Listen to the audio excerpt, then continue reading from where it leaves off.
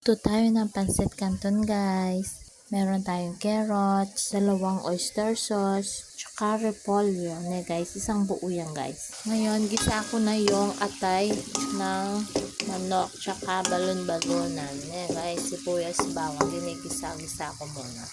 Ayan guys, guys, malapit na siyang maluto. Guys, lagyan ko na ng toyo guys. Guys, pampalasa guys, pampalinamnam. Lagyan ko palang paminta guys, durog yan guys. Guys, halu-haluin natin ng mabuti guys. Lagay ko na yung oyster sauce. Isa pang oyster sauce guys. Guys, halu-haluin natin. Lagay na natin yung gulay guys, para sabay-sabay na lalambot.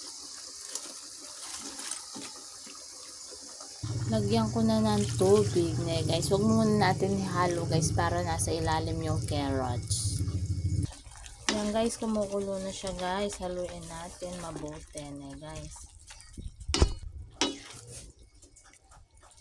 Lalagay ko na yung kanton yan guys. Guys, lalagay na natin para sabay-sabay ng lalambot. Madali lang lumambot yung nabili kong kanton, kaya gusto ko siyang ginagamit. Ayan na guys, haluin na natin guys. Halu-haluin natin mabuti guys. So, malapit nang maluto.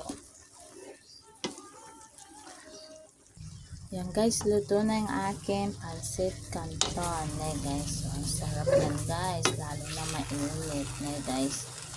Medyo tuyo-tuyo, ganun lang ang pagluto ng canton ko guys. So, sarap guys.